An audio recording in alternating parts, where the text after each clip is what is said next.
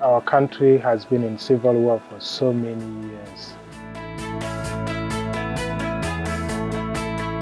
And I was born in South Sudan, but because of the war, we ended up growing in the neighboring country, Uganda, and that is where I went to school.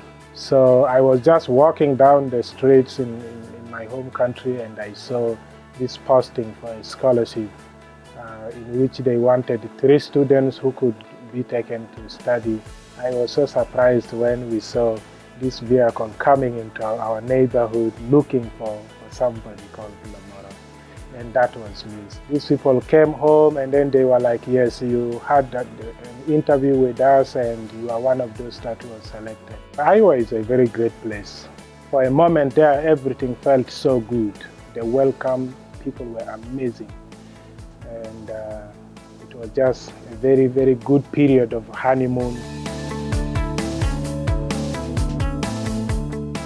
Coming up from the refugee camp where things were not easy, life was very hard. We did not have any hope. There was no hope of any life beyond the suffering that we had. So the only weapon that we had that time for a bright future, for any hope at all, was schooling. So we would put our all in school. At some point, just you see that everywhere it's white. It's snow all over the place and it is very cold. You go outside, the cold is like, your ears feel like cutting off. Yeah, that was a big one too. I was able to work in the church garden. It's something I also love doing. And I was able to do certain things at the church level. But then also at the community level, we have a community organization that was formed to cater for all these different needs of our immigrant populations, especially those from our country. Most of them do not speak English. They were brought here as refugees. And so filling forms like tax forms or filling forms for citizenship or going for driver license and things like that would need an interpreter, would need somebody who can help them.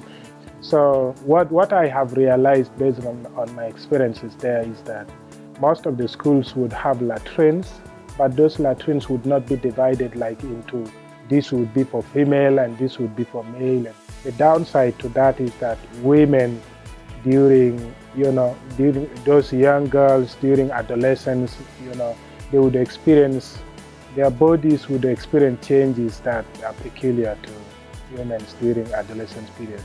And menstruation is one of those things that they would find it hard to deal with at schools when they do not have the privacy.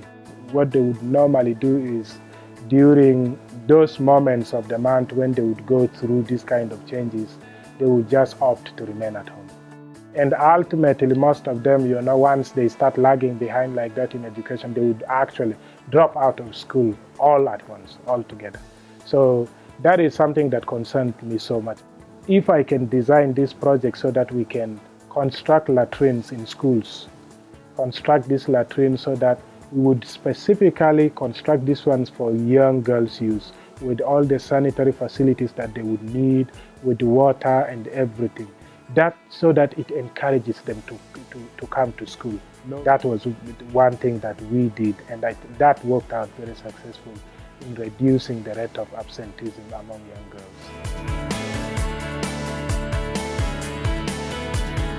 Energy is a big thing in the US and in other parts of the world too. I wish in my country it would be a big thing too.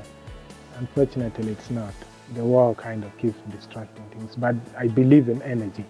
I think, and that's why I was able to choose to work for this company, TPI, because they make the wind turbines, and the wind turbines here in the US, they generate a lot of electricity.